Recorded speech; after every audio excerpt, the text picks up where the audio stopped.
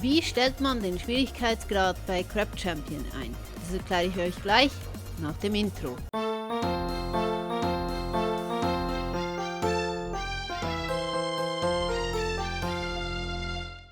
Moin, ich bin Kexos. Als das Spiel rauskam, wurde man direkt gefragt, welchen Schwierigkeitsgrad man spielen möchte. Heute geht das ein bisschen anders, aber der Reihe nach. Wenn ihr in der Lobby seid, gibt es verschiedene Totems. Ich nenne die Dinger auch gerne mal Steine, weil sie aussehen wie große Steine. Ihr müsst zum roten Totem laufen und wenn ihr das Totem mit E öffnet, das ist standardmäßig so eingestellt, dann bekommt ihr 3 Schwierigkeitsgrade angeboten.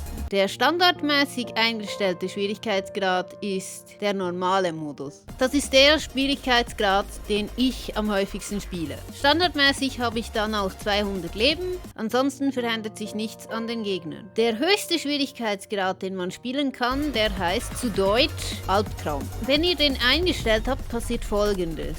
Ihr bekommt einen extra Schlüssel durch einen extra Schlüsselpick. Ihr startet mit 25% weniger Leben. Beim Test war das bei mir bei 150.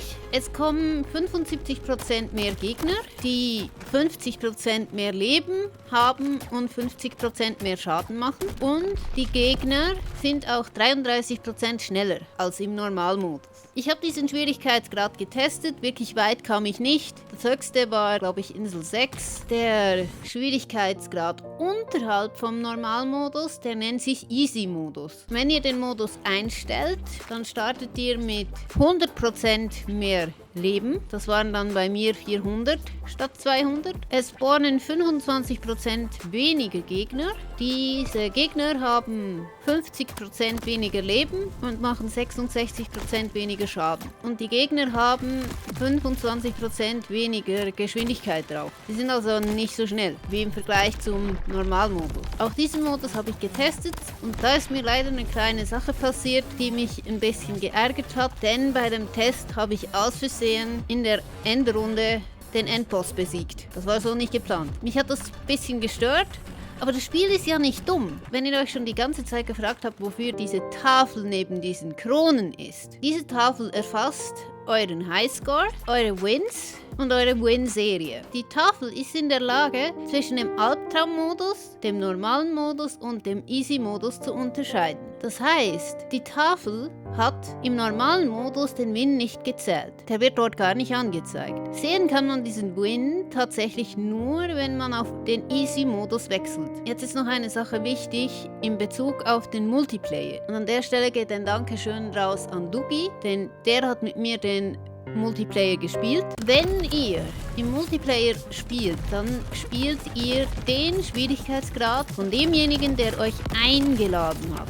Wenn ihr selbst einladet, dann spielt ihr den Schwierigkeitsgrad, den ihr eingestellt habt. Wenn ihr jetzt mitten im Spiel das Spiel verlassen müsst im Multiplayer, dann ist es so, dass das grundsätzlich für die anderen Spieler eigentlich kein großes Problem darstellt.